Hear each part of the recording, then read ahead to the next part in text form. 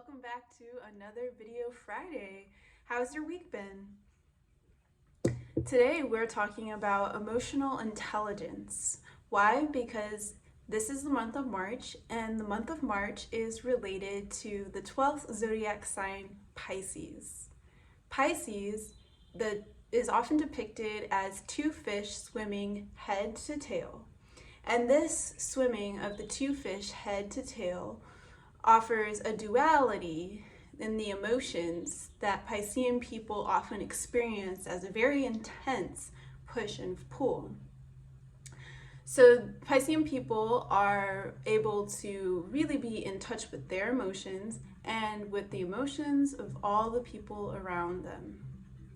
With all this emotional receptivity going on this month, how can we better navigate the emotional seas? Good question. Well, today, focusing on emotional intelligence, we will tap into a tiny little corner of that topic that is curated by one of my favorite teachers, Esther Hicks.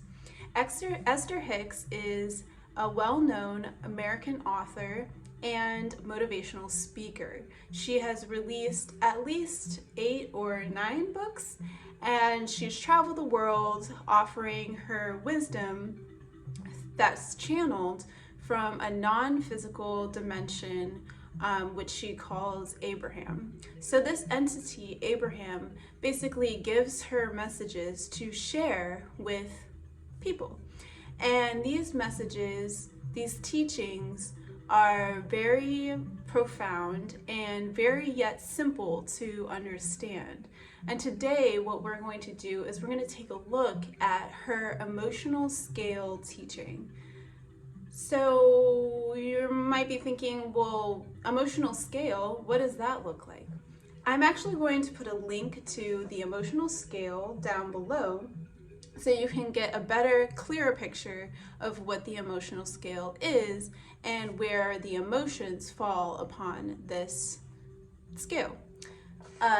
But for today, right now, I'm going to basically just be sharing it with you that this is how the emotional scale is quite often depicted. You have your upward spiral on one side and you have your downward spiral on the other. So Esther basically says, she speaks on the law of attraction, and that is one of the most famous teachings that she's known for. So Esther Hicks states that through the law of attraction, which is cognitive reframing, using strong visualization, and positive mantras to basically adapt negative emotions and negative habits and feelings to positive ones. She says that life should be easy. And she also says that life is all about allowing, right? So we're wanting to refrain from resistance and instead find relief in allowing. So today, we're going to apply that theory or way of thinking to the emotional scale. So the emotional scale can show us where throughout the day even we fall upon the sea of emotions, right? So I would say that this is a great tool that you could just have on your phone, to pull up if you needed to kind of check in with yourself. There's even apps out there that throughout the day at set points in time will have you check in with yourself. So whichever way works best for you. I personally have been reflecting on this printout, which has been very helpful. So say for example, earlier this week, right, I was to go on a date and I was very excited for the date. My emotional being started at the highest place of emotion: joy, knowledge, empowerment, freedom, appreciation of love. I was feeling great. and as the date grew nearer and this person was not on time and with no communication, and then I had to communicate them, and then nearly 45 minutes later, they showed up at my house and they knew I had a time crunch, so we only had about half an hour with each other by that point in time. You could say that my emotional being spiraled down. So I was spiraling down. And by the time that they left, my emotional being was definitely somewhere in the middle between disappointment and doubt and anger. You know, I was pretty upset. And so I noticed after a couple hours passed after that, that I was able to keep meditating. I kept breathing deep. I kept saying positive mantras. And by using these different techniques, I was able to spiral back up on the emotional scale. Now, in terms of this person and of the situation, I would not say that I'm back to joy, right? Like, I'm not back at the highest point on the emotional scale that I could be. I would say, however, that I have made it to positive expectation belief. So meaning I went from a place of doubt and disappointment, feeling like, oh, no one could ever show up for me on time or respect my time and my space. I'm so disappointed in this person and in this situation, to where I am today, which is I believe in myself and I believe in my self-respect and my ability to stand in my power. And I believe that one day I will attract a person that resonates with this reality that I'm creating for myself. And how am I creating it for myself? Through positive intention, through placing my attention on emotions like joy and positivity and passion and enthusiasm and optimism.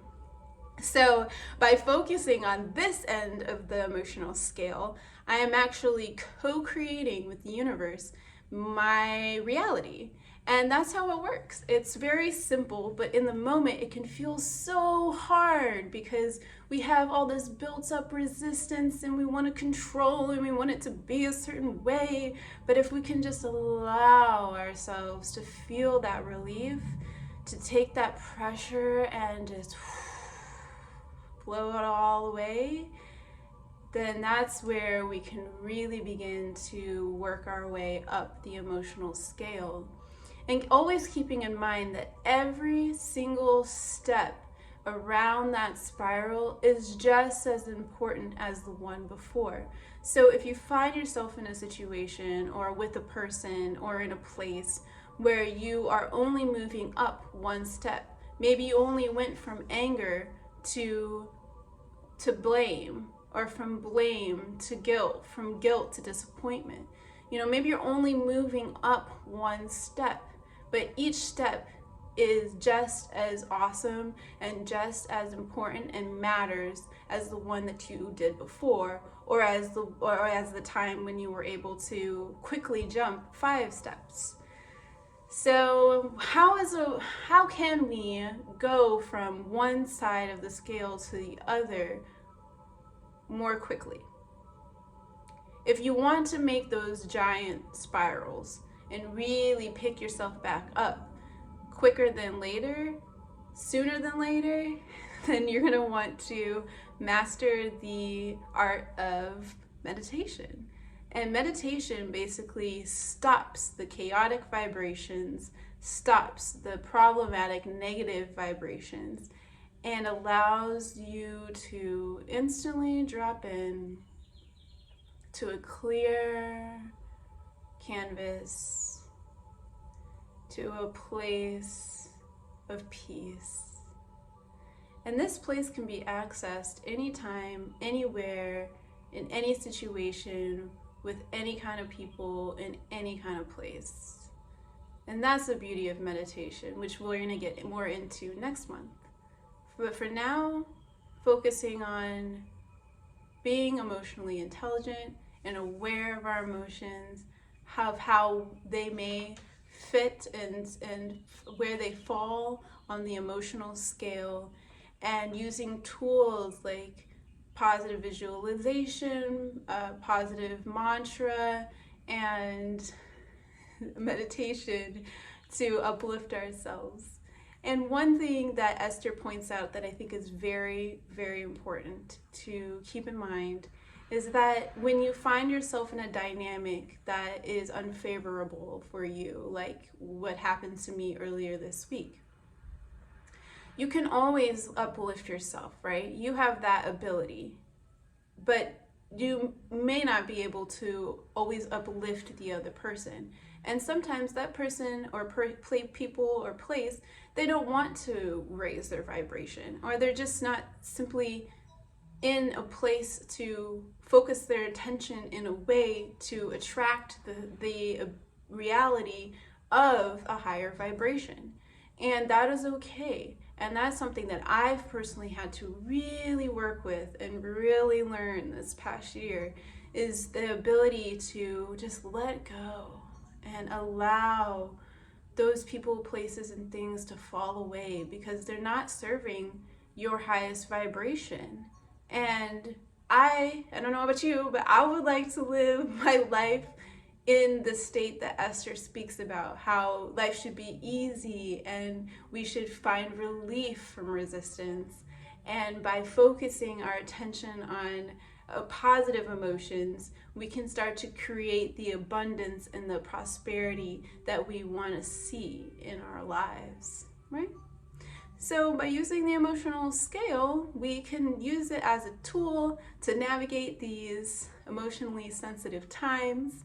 And I hope that this is just, one of many things that you have in your practice already, or the practice that you're developing that you can turn to. And I really, really appreciate you taking the time out of your day to listen to these words and to hopefully reflect on them later and to really begin to integrate them into your life each and every moment. And as always, love deep, breathe deeper, and I'll see you next week. Bye.